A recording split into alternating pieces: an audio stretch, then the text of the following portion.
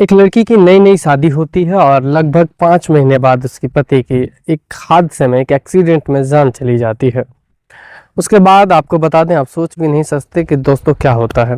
वो फिर अपने ससुर के साथ रहने लगती है और एक दिन अचानक से लगभग रात के 2 बजे हैं, 2 बजे उनके ससुर टॉयलेट बाथरूम जाते हैं। उसके बाद वो वहाँ से लौटते हैं, बहू का दरवाज़ा खटखटाते हैं।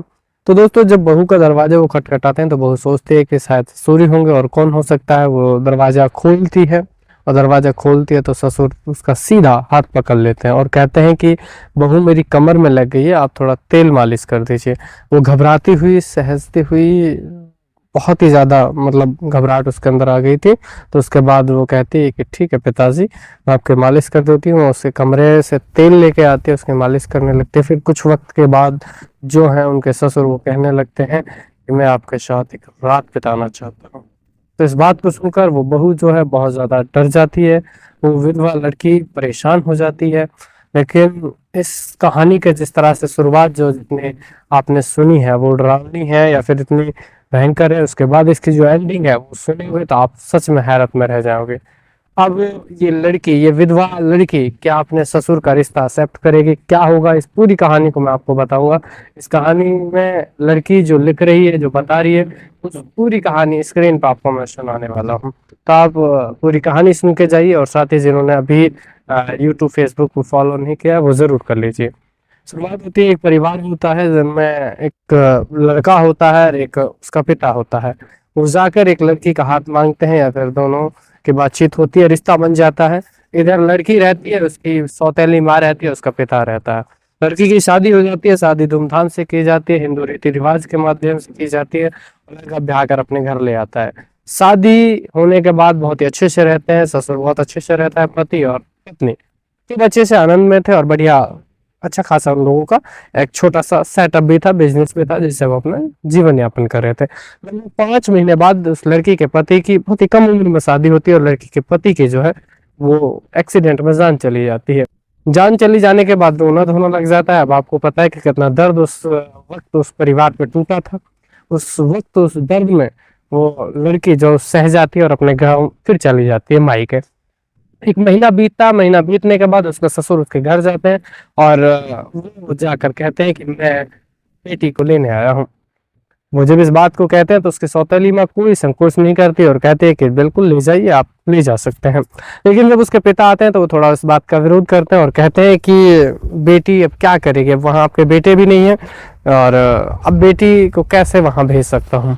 तो उसकी सौतेली माँ इस बात पर उसके पिता से झगड़ जाती है।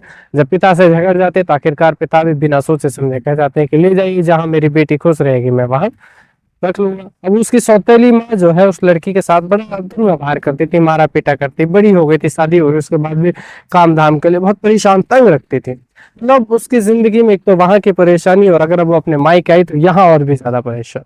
उसके बाद वो अपने मायके से ससुराल चली जाती है। तो वहां बीतते हैं तो कोई भी बात नहीं। एक दिन जो है चाय बना के देती है तो वो कहती है कि लो पिताजी चाय ले लो। तो वो कहते हैं बेटी तुम भी अकेली हो, मैं भी अकेली हूँ, मैं समझ रहा हूँ कि आपका दर्द क्या है।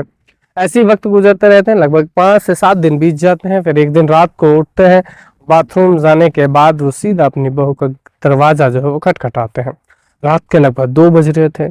अब 2 बजे जब दरवाजा खटखटाते हैं तो बहू के मन में कई सारे सवाल आते हैं। बहुत सारे सवाल इसलिए आते हैं कि आखिर रात को कौन होंगे और क्यों मेरा दरवाजा खटखटाया जा रहा है, क्या कोई काम होगा। तो वो सोचते हैं कि ससुर जी होंगे, कोई और तो हो नहीं सकता और ससुर जी को शायद कोई काम पड़ा होगा।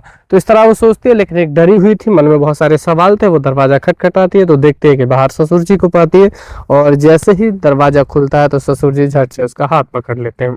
अब इस बात को देखकर वो और ज्यादा परेशान हो जाती है, चौंक जाती है। ससुर जी कहते हैं मेरी कमर में लग गई है, चोट लग गई है, मैं बाथरूम में गिर गया हूँ, आप मेरी मालिश कर दीजिए। वो ये बात को सोचते हैं कि चलो ठीक है। वो अपने ससुर को बेड पे अपने बिस्तर पर बैठाती है और बिस्तर पर बैठाने के बाद वो उसके तेल लगाने के लिए देखती है तो तेल नहीं था। फिर वो अपने कमरे में जाती है और कमरे को छोड़ के अपने ससुर के कमरे में तेल लेने जाती है। और उसके मन में यही चल रहा था, एक तो मेरे पति ने मुझसे बहुत कम उम्र में शादी कर ली, घर वालों ने कम उम्र में शादी करवा दी और इस कम उम्र में शादी होने के बाद ही बहुत जल्द मेरे पति जो है वो इस दुनिया को और मुझे छोड़कर चले गए हैं। ऐसे सवाल चल रहे थे। फिर वो तेल लेके आती है और मालिश करने लगती है। कुछ वक्त बीतता है तो उसको नींद आने लगती है। तो जो ससुर है वो कहने लगते हैं कि दर्द बहुत कम होने लगा। तो वो कहती है कि पिताजी दर्द ठीक नहीं हो रहा है, तो मैं डॉक्टर को बुला लेते हो। तो वो जब ससुर को कहता है कि हाँ डॉक्टर के नहीं, बस आप मालिश कर दीजिए, मुझे आराम मिल जाएगा, मैं ठीक हो जाऊंगा। तो उसके बाद थोड़ी देर में वो कहती है कि पिताजी आप यहाँ रहिए, मैं आपके कमरे में चली जाती हूँ, मैं वहाँ सो जाऊंगी और आप यहीं रहिए। तो वो कहने लगता है कि नहीं, अगर रात को मुझे कोई ज़रूरत हुई या कुछ हुआ तो फिर कौन लेके जाएगा, मुझे बाथरूम भी जाना हो सकता है। तो इस बात को सुनकर लड़की जो है वो और ज़्यादा परेशान हो जाती है और ज़्यादा घबरा जाती है। कुछ वक्त गुजरता है, फिर वो कहने लगता है कि देखिए अभी जो है आप भी परेशान हैं, अकेली हैं, और इस अकेलेपन का दर्द मैं आपका समझता हूँ। मैं आपके साथ एक रात बिताना चाहता हूँ। इस बात को सुनकर वो घबरा जाती है, और घबराने का एहसास आता है। वो इस चीज़ का विरोध भी नहीं कर सकती, लेकिन वो असहमति से अब कुछ कह नहीं सकती, सहमति नहीं थी इस बात की। अब बात यह है कि उसके बाद फिर उसको थोड़ा डर महसूस करती है, वहां से उठकर उस बिस्तर से वो जो है साइड में लेट जाती है। उसके ससुर कहते हैं कि आप मत जाइए, यहीं लेटे रहिए, लेकिन वो वहां पे सोफे पे जाके लेट जाती है। उसके बाद जो उसके ससुर है वो फिर उठते हैं और फिर कहते हैं देख लीजिए, आप समझ लीजिए, मैं आपसे शादी करना चाहता हूँ। अब वो इस बात का विरोध नहीं कर सकती, क्योंकि उसको पता है कि अगर वो विरोध करेगी तो मामला खराब होगा, रात का वक्त है, कोई है नहीं है। और फिर सुबह होती है, नई सुबह के साथ उसके मन में वही सारे सवाल कि आखिर पिताजी ने कहा तो कहा क्या है। फिर उसके बाद वो सोचती है कि मुझे अपने गांव चले जाने चाहिए। फिर उसको गांव के बाद याद आता है कि मेरे मायके में मेरी सौतेली माँ जो है वो मुझे रहने नहीं देगी, जीने नहीं देगी।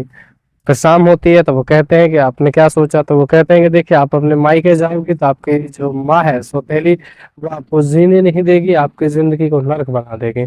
मैं तो चाहता हूँ कि आप इस बात को समझे, और समझना चाहिए, और समझने के बाद आपको मेरे से शादी कर लेनी चाहिए। तो वो कहते हैं पिताजी ऐसा नहीं हो सकता, मैं आपकी बहू हूँ, और इस रिश्ते को मैं कैसे इनकार कर लूँ।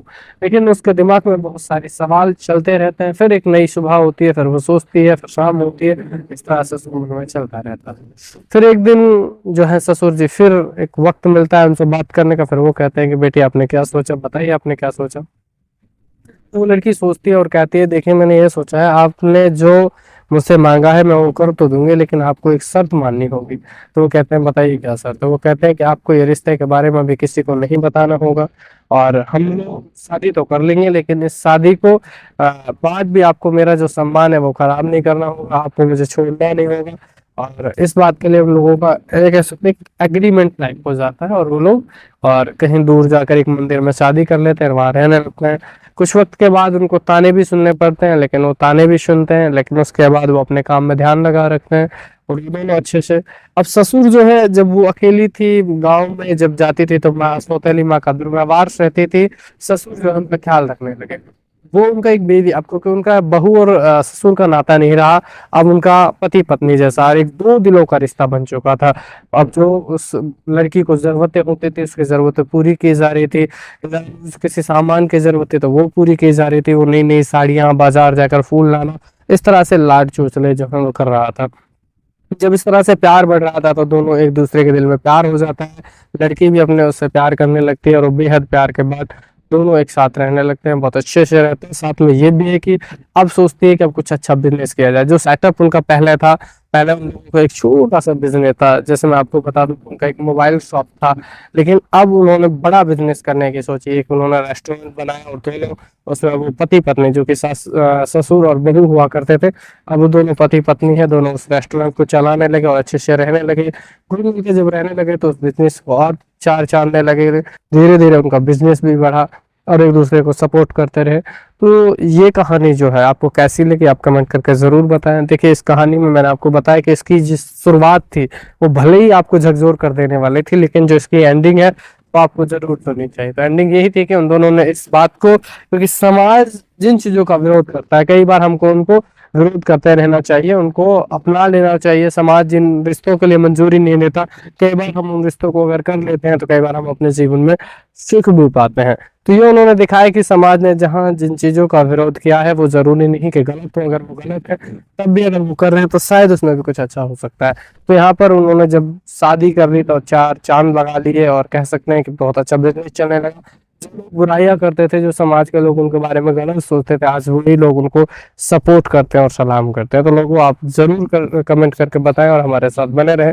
बहुत बहुत धन्यवाद। और इस कहानी को सुनाकर हम किसी को परेशान नहीं करना चाहते थे, हम चाहते थे कि इस कहानी से जो भी अच्छी प्रेरणा है वो आप जरूर लें, और इस कहानी के मार्फत आप लोगों को एक अच्छा संदेश देना चाहते थे। धन्यवाद।